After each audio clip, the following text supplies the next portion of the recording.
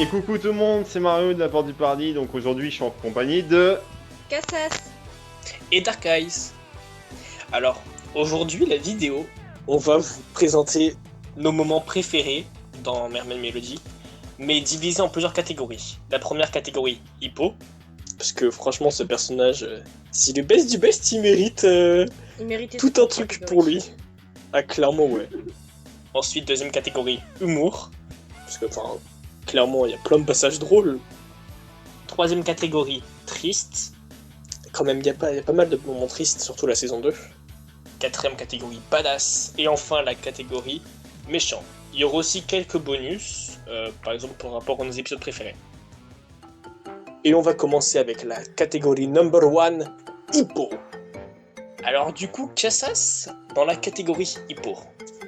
Alors, dans la catégorie Hippo, pour ma part, j'ai choisi les deux séquences, parce qu'il y a deux séquences. Dans l'épisode 29 de la saison pure, le fameux épisode dans lequel on peut voir Hippo s'emparer des micros des princesses sirènes, donc de Lucy, Anon et Irina, et chanter à leur place, puisqu'elles sont hors d'état de nuire à ce moment-là. Alors, il y a deux séquences, comme je disais. Il y a une première séquence au début de l'épisode où on le voit déguisé en Lucy, même carrément, et une deuxième séquence à la fin de l'épisode où on l'entend chanter, en fait, et en fait, c'est juste ridicule, quoi. Vraiment.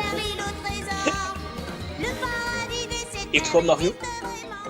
Donc moi c'est dans le deuxième épisode de la première saison, oui c'est tout au début. Tout simplement le moment où Hippo engueule Lucy parce qu'elle va sortir avec Kaito, et qu'il ressort, il croise la route de Taki qui lui arrache les poils pour faire sa prédiction, et qu'en plus il le prend de plafond. Et pour moi, vraiment, l'un de mes passages préférés d'Hippo, c'est dans l'épisode 1 de la saison 1. Oui, vraiment tout le premier. C'est tout simplement quand Hippo il va dans la salle de bain et que Lucia lui balance un seau d'eau en lui disant « Hey, je suis nu comme un verre !» alors que c'est tellement pas logique. Et le petit bonus, Cassas va nous le dire. Ouais, on a une petite séquence bonus. On ne se rappelle plus de l'épisode en question, mais on a ce qu'on appelle le fameux lancer de Hippo. Quelque chose qui fait beaucoup rire Mario d'ailleurs. Oui. Un nouveau jeu olympique.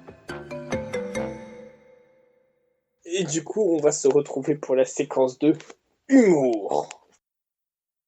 Alors, pour la séquence humour, décidément, je suis abonnée aux épisodes 29, parce que cette fois-ci, j'ai choisi l'épisode 29 de la saison 1, au moment, en fait, où Lucy et sa classe vont monter la pièce de théâtre de La Petite Sirène, et le fameux moment où Lucy ne se souvient plus de son texte, et en étant paniquée, casse son costume de sirène. Et se retrouve avec une jambe dévoilée devant le public. J'ai aussi d'autres séquences à partager parce qu'en fait il y a tellement de moments humoristiques dans Bitchy Pitchy Pitch que j'ai pas pu me limiter à une seule. Donc il y a aussi l'épisode 39, encore une fois de la saison 1, Panique à l'hôtel Perle, quand les démons marins sont en train de parler entre elles devant les princesses sirènes sous forme humaine, donc elles ne savent pas qu'elles sont face aux princesses sirènes, et qu'elles font des réflexions justement sur leurs ennemis. Maria en vient à dire qu'elle déteste Lucy parce que c'est une vraie blonde, etc. Et du coup, là, on a la fameuse réaction de Lucy. Viens me dire en face laquelle de nous deux est la plus blonde. Et je trouve ça très drôle. Et enfin, encore une fois, l'épisode 39, mais cette fois-ci de la saison pure. Décidément, je suis abonnée au neuf. Ouais, c'est un truc de ouf. Donc l'épisode 39 de la saison pure, en fait, qui est juste un épisode qui, du début à la fin, quasiment est drôle. Et surtout, moi, le passage que j'ai préféré, c'est quand elles font encore une fois un spectacle. Décidément, j'aime bien les spectacles. Je suis un peu comme Rina. Elles font un spectacle dans l'hôtel Perle. Et il y a un passage en fait où Rina commence à parler de son histoire d'amour, du dilemme tragique, tout ça. Et puis ça part sur une séquence à l'hôtel Perle avec tous les personnages. Et c'est gag sur gag quoi. En fait, il y a les beautés ténébreuses qui interviennent, il y a les démons marins qui arrivent, il y a Hippo et Yuri qui se font taper sur la tronche avec des éventails. Enfin voilà, c'est toute une séquence très drôle. Donc, moi, c'est dans l'épisode 34 de la saison 1, Miss Calamité, bon, je vais l'appeler comme ça parce que je sais pas s'il y a vraiment un nom, fait ces espèces de magouilles là, par rapport à Taki, et elle croise le chemin de Erin, étonnamment, elle décide de faire une danse pour faire venir à l'appui. Pierre, bah, c'est que leur connerie, ça a réussi. Peut-être qu'on devrait essayer par ces temps de canicule. De ouf. Et t'en avais une deuxième, Mario. Donc pour moi, c'est dans l'épisode 22 de la saison 2. Oui, je parle enfin de la saison 2. C'est tout simplement le moment où tout le monde se rend compte que la boîte à musique a disparu et qu'elle commence à mettre des pièges en mettant tous leurs objets de valeur sur une table bien dans l'évidence. Et que, bizarrement, Nagisa débarque à l'hôtel Perle en pleine nuit et que du coup, il se prend le piège dans la gueule. C'est chelou de débarquer chez les gens comme ça en pleine nuit. De ouf, surtout si c'était pour aider en plus Anon en maths. Oui. Pour moi, les séquences que j'ai relevées, c'était dans l'épisode 27, il me semble, un défi pour Mimi. C'est quand Mimi elle est proche de la fontaine et elle rencontre Lucie. Et que, je sais pas pourquoi, elle commence à se tirer les joues, genre en mode... Vraiment, elle se dispute comme ça, et puis au bout d'un moment, c'est surtout ça qui est drôle, c'est le ventre de Mimi gargouille, et tout en ayant les joues complètement défoncées par le tirage, Lucie, elle lui dit « Tu peux pas venir chez moi si t'as envie, tu as faim ?» Mais genre vraiment avec cette voix-là. Et aussi, l'autre passage que j'ai relevé, c'est dans l'épisode de la saison 2, c'est quand elles sont au karaoké, c'est quand on voit leur score, mais alors complètement minable. C'est censé être des sirènes, ou des pros de la chanson, théoriquement. On voit certaines faire un score de 25 sur un karaoké. Oui, puis c'est surtout leur réaction, quoi. En plus, ouais, aussi leur réaction. Surtout quand Rina l'a dit, la machine est truquée. Et j'aurais la voix partout. Et le petit bonus, il y a l'épisode 16 de la saison 2. Quand ils sont en train de faire un match de volley, où elles inventent des noms techniques, on dirait c'est tout droit sorti d'Inazuma Eleven le truc. C'est des genre tempête arctique de ouf, genre en mode Lucie attaque éclair. Et du coup il y en avait un autre que Cassos aussi avait relevé. Oui, ah oui, alors pareil, j'ai oublié le titre et le numéro de l'épisode, mais c'est dans la saison 1, quand Rina et Anon forment un duo face à Eril, et que elles chantent d'abord Everblue, et elles enchaînent ensuite sur Star Jewel. Elles commencent à chanter la chanson, et là il y a Eril qui dit bon bah en gros elle s'en va, je reviendrai, c'est bon, j'en ai eu assez. Et du coup Rina qui, dégoûtée, lui rétorque tu t'exagères, t'as déjà bu la tasse, je commençais seulement à m'échauffer, reviens ici tout de suite, j'ai pas fini de chanter. Tu as déjà bu la tasse, mais je commençais tout juste à m'échauffer, t'exagères. Reviens tout de suite, j'ai pas fini de chanter.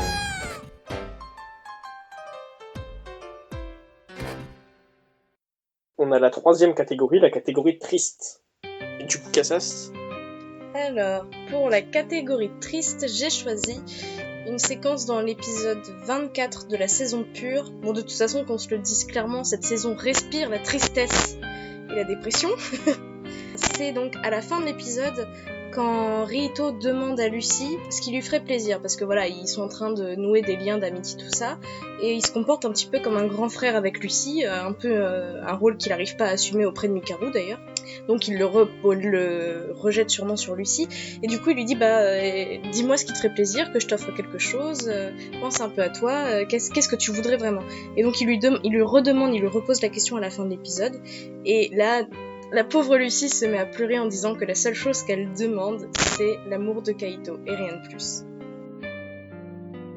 Moi, c'est également au début...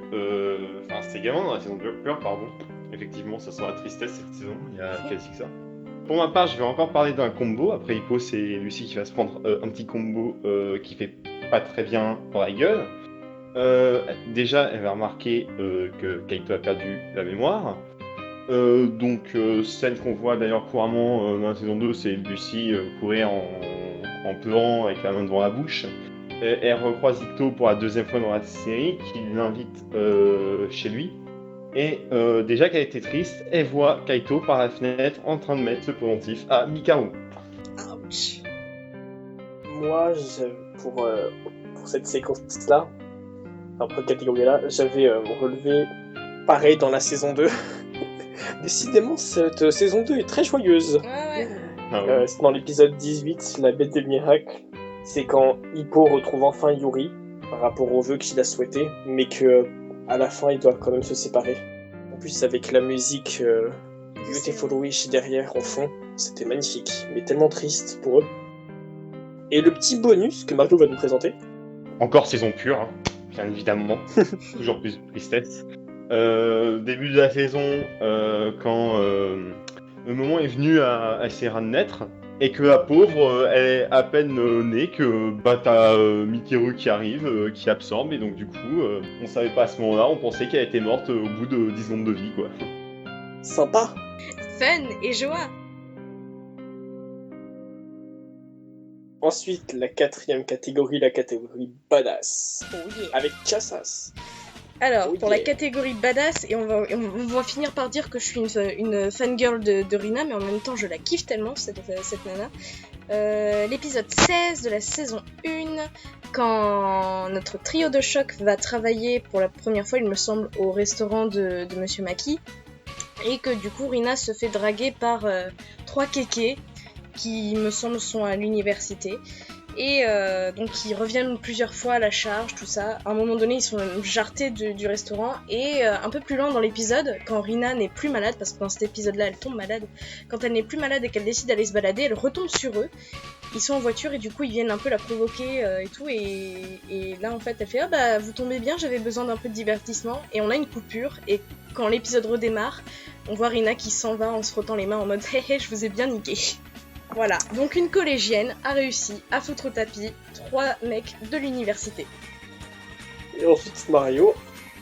Donc on va continuer sur Rina, qui est, on dirait pas, vu que le perso est assez sérieux, il y a des moments vachement comiques.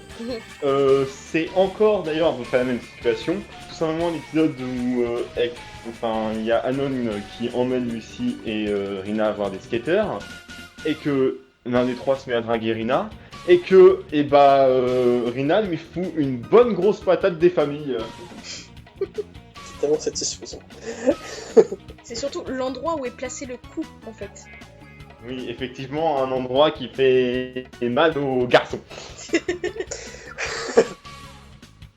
Ensuite, moi, ce que j'avais relevé, dans la saison 1, dans l'épisode 49, c'est quand, vous savez, quand Gaito, il enferme Lucy dans une salle remplie de miroirs et il prend l'apparence de Kaito pour voler la perle à Lucy. Et en fait, ce qui est vraiment badass, en fait, c'est le discours que Lucy a dit à Gaito. Elle lui a dit un truc dans le style, en gros, que dans tous les cas, elle a foi en ses amis et en Kaito, et elle va lui sauver. Et là, sa perle elle s'illumine tellement densément qu'elles viennent toutes la sauver en chantant Kodo. Et le petit bonus qui va nous être présenté par Kassas. Alors pour ce bonus-là, on vous propose l'épisode 3 de la saison 1, donc l'épisode avec Jennifer Houston, le moment où Lucy donne je dirais presque une leçon de morale, c'est pas tellement ça le terme, mais peu importe. Donc une leçon de morale à sa chanteuse, en fait. Je vous rappelle quand même que Lucy, techniquement, dans le monde des humains, c'est juste une collégienne de 14 ans, même pas de 13 ans à ce moment-là, et qu'elle se retrouve quand même face à une chanteuse relativement très connue, donc quelqu'un qui pèse quand même dans le game, et Lucy ne se gêne pas pour lui parler en mode non mais en fait tu vas bouger ton cul, elle le dit pas comme ça mais pour moi c'est comme ça que le message est passé, tu vas bouger ton cul, tu vas aller parler à ton cum parce que sinon je rentrerai pas chez moi tant que tu l'auras pas fait en fait. Déjà c'est assez drôle, et en plus de ça elle en a dans le ventre quoi la petite. Bah c'est pas tout le monde qui aurait fait ça. Lucy, tu gères de la fougère. Hein. Et enfin la dernière catégorie, les méchants. Kassas. Pour ma séquence concernant les méchants, j'ai choisi l'épisode de la Baie des Miracles, donc épisode 18 de la saison pure. En fait c'est un épisode dans lequel on voit les Dark Lovers revenir, entre guillemets, pendant le sort un peu avec le rêve de la Baie des Miracles, tout ça. Donc oui, pour info, les Dark Lovers, pour ceux qui savent pas, ce sont les 4 premières méchantes de la première saison, donc Heather, Maria, Eryl et Yuri. Elles se font appeler les Dark Lovers à la base. Elles reviennent en fait dans cet épisode en tant que marchandes vendeuses de glace. Et vraiment le moment que j'ai préféré en fait dans cet épisode, c'est quand Yuri retrouve Hippo évidemment, et qu'on voit une petite séquence avec les 3 autres qui sont à côté d'un rocher, qui se cachent et qui sont mais tellement juste contentes pour leur copine qu'elle ait pu retrouver Hippo quoi. Donc moi on va dire que c'est une scène assez comique de l'épisode où on a Kaito qui fait le faux mariage avec Meru. Tu as tout simplement Zun, si je confonds pas avec son nom du concours, Oui. comme je le fais souvent, et Reed qui postulent pour le faire, mais qui font un véritable bordel en foutant des dragons d'eau dans la salle. Moi, le moment que des méchants, en tout cas, que j'ai adoré, qui a été très marrant, enfin, que je trouve marrant, c'est dans l'épisode 17 de la saison 2, Opération Jalousie, quand Chichi et Mimi, elles en ont marre de perdre tout le temps face à nos héroïnes préférées. Du coup, elles éclatent du papier bulle, et au moment donné, Mimi elle demande à Chichi c'est quoi ça. Et du coup, Chichi elle explique le principe du papier bulle. Ou je crois que c'est l'inverse. C'est Mimi. Bref, dans tous les cas, il y en a l'une des deux qui explose toutes les bulles et qui s'est... C'est tellement satisfaisant d'entendre ce petit bruit de bulles éclater. Et enfin, le petit bonus. Alors, on en a deux. Et c'est toujours en rapport avec Chichi et Mimi. Et c'est toujours dans la saison 2. Alors, le premier, c'est quand... c'est dans l'épisode Un défi pour Mimi. C'est quand Chichi sauve Mimi, parce que vu que les deux se sont disputés, Mimi est allée affronter seule les princesses sirènes. Et elle a épuisé toutes ses forces, et au lieu d'utiliser le globe lumineux pour détruire les princesses sirènes, elle l'a utilisé pour sauver Mimi. Et on a trouvé ça, en tout cas je pense qu'on est tous d'accord pour dire que c'est un moment vraiment très beau, parce que ça prouve que même si c'est des méchantes au fond, elles ont quand même un minimum de gentillesse. Le deuxième bonus, Kassas va nous l'expliquer. Bah, le deuxième bonus, en fait, il est directement en lien avec ça, c'est que même pas genre 3-4 épisodes après, on voit du coup les beautés ténébreuses plus liées que jamais et qui finissent par se retourner contre Michel parce que Mimi a refusé de se battre contre les princesses sirènes, découvrant qu'elles étaient les amies qu'elle avait rencontrées sur Terre quand elle était en froid avec sa sœur. Et du coup, elle meurt dans un dernier affrontement contre Michel en chantant leur fameuse chanson Voice in the Dark. Et ce moment était très beau.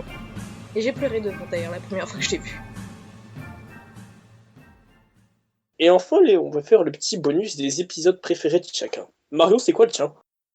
Donc moi, ironiquement, dans mes épisodes préférés, il y a un épisode de Pure, c'est pour ça que j'ai ironiquement, l'épisode 16, Équipe de choc, qui est beaucoup trop drôle. Et ben moi, mon épisode préféré, tout épisode confondu, toute saison confondue, c'est l'épisode 46 de la saison 1, le fameux épisode de la Saint-Valentin pendant lequel Lucy va apprendre que Kaito veut partir à Hawaï et qui se termine justement par l'acceptation des chocolats de Lucy par Kaito et ce dernier qui offre la fameuse bague à Lucy. Quant à moi, mon épisode préféré, c'est l'épisode 15 de la saison 2. Parce que je trouve que c'est un très beau épisode et surtout toutes les princesses sont mises en avant parce qu'elles chantent toutes en plus l'une des chansons les plus la mythique chanson de Mermaid Melody, tout le monde à laquelle pense Legend of Mermaid en entier et toutes ensemble surtout. Bon, même s'il manque Sarah et Sierra, on a quand même des plans d'elles à la fin et vraiment ça montre qu'elles sont très liées. J'ai beaucoup aimé cet épisode. Sur ce, n'hésitez pas à liker la vidéo si elle vous a plu. N'hésitez pas aussi à commenter, par exemple, dire c'est lequel vos passages préférés que vous avez aimés. Et sur ce, on se retrouve pour une prochaine vidéo bientôt. À bientôt. Plus. Plus.